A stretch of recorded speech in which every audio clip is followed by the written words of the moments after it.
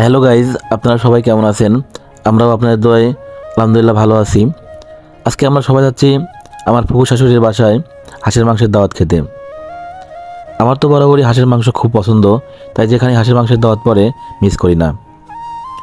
আমাদের সাথে রয়েছে আমার শালাবাবু ও তার ওয়াইফ। ফুফুদের বাসায় যাওয়ার আগে কিছু মিষ্টি ও বাচ্চাদের খাবার কিনে নিলাম।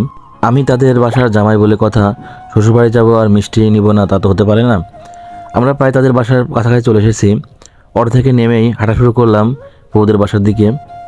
তাদের বাসাটি ছিল একদম নিরিবিলি পরিবেশ, চারিদিকে সবুজ শ্যামল ছায়া ঢাকা গ্রামের ছোঁয়া।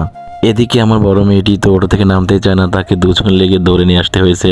দেখুন, তো সে খুবই একটা মুডে আছে তার দাদির বাসায় আসবে বলে। অবশেষে আমরা ফুপুর বাসায় চলে আসলাম। এসে বসতে না বসতেই তারা নাস্তা নিয়ে আসলো। খুবই দুঃখিত, নাস্তা খাওয়ার ভিডিওটি আপনাদের সাথে শেয়ার করতে পারি নাই। সবাই মিলে নাস্তা শেষ করে তাদের সাথে একটু কথাবার্তা শেষ করলাম।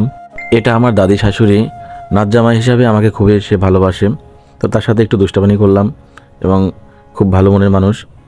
তার জন্য সবাই দোয়া করবেন।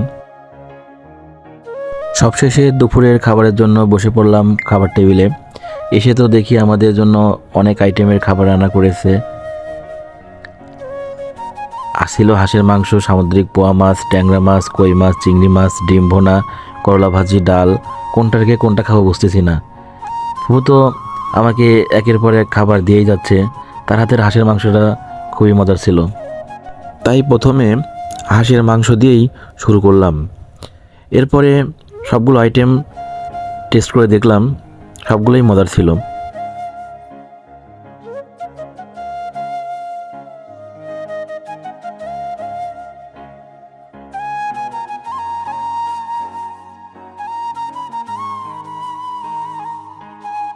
সবগুলো খাবার তৃপ্তি সহকারে খেয়ে প্রভুদের বাড়ির আশেপাশটা একটু ঘুরে দেখার চেষ্টা করলাম।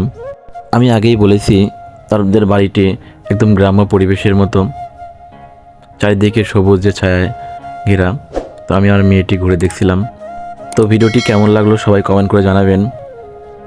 দেখা হবে অন্য কোনো নতুন ভিডিও নিয়ে। সে পর্যন্ত সবাই ভালো থাকুন, সুস্থ থাকুন।